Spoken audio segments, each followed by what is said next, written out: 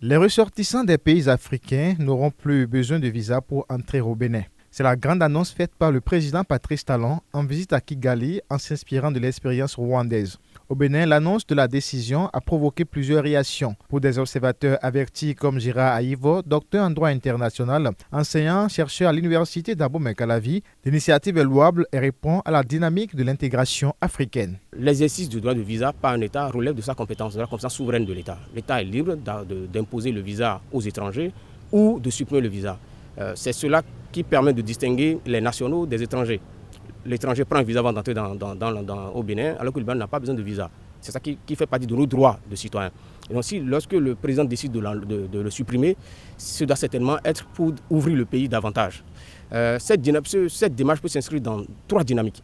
Soit dans une dynamique collective, c'est-à-dire que le pays le fait parce qu'en commun avec d'autres pays, on appelle ça dans une dynamique d'intégration. Dans le cas de la CEDEAO, tous les citoyens de la CEDEAO circulent normalement sans visa. Donc le Bénin s'inscrit dans cette dynamique collective. Ça aussi peut s'inscrire dans une dynamique individuelle. C'est ce que vient de faire le président au Rwanda. C'est-à-dire qu'au-delà des citoyens de la CEDEAO, n'importe quel pays africain qui n'est même pas membre de la CEDEAO peut venir au Bénin. Dans ce cas, c'est individuel puisque le chef de l'État l'a pris de manière discrétionnaire. Sur le plan collectif, déjà, on a déjà cette dynamique-là. Maintenant, ce à quoi on vient d'assister, c'est un plus à travers une décision discrétionnaire d'accorder ce visa aux pays africains.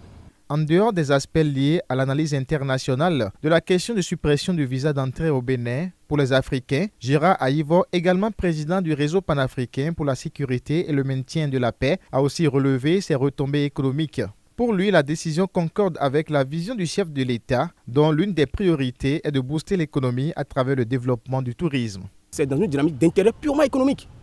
Et donc, si nous voulons nous ouvrir nos pays, alors que nous avons des patrimoines, surtout au Bénin, quand je vois Poso Tomé, je vois le magnifique paysage de Nati Tengu, je vois les bâtiments coloniaux de Porto-Novo. Quel Africain n'a pas envie de visiter ça? Mais lorsque vous commencez à leur parler de 50 000 francs de visa, 50 000 francs de visa, ce n'est même pas l'argent qui les empêche, c'est les papiers à donner. Donc cela montre que cela va fluidifier un peu la circulation des personnes et des biens. Et donc le Bénin va être le bénéficiaire aussi de ce flux.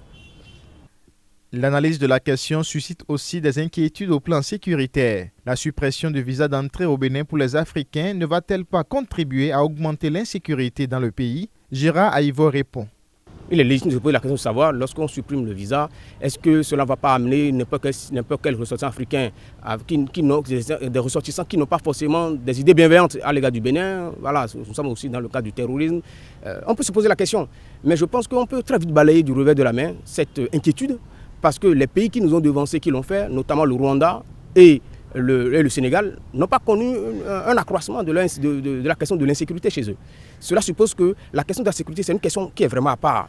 Lorsque l'État se donne les moyens de sécuriser son pays, il n'y a pas de raison que, même avec le visa ou sans le visa, si le pays ne se dote pas de moyens sécuritaires, le pays ne va pas s'en sortir.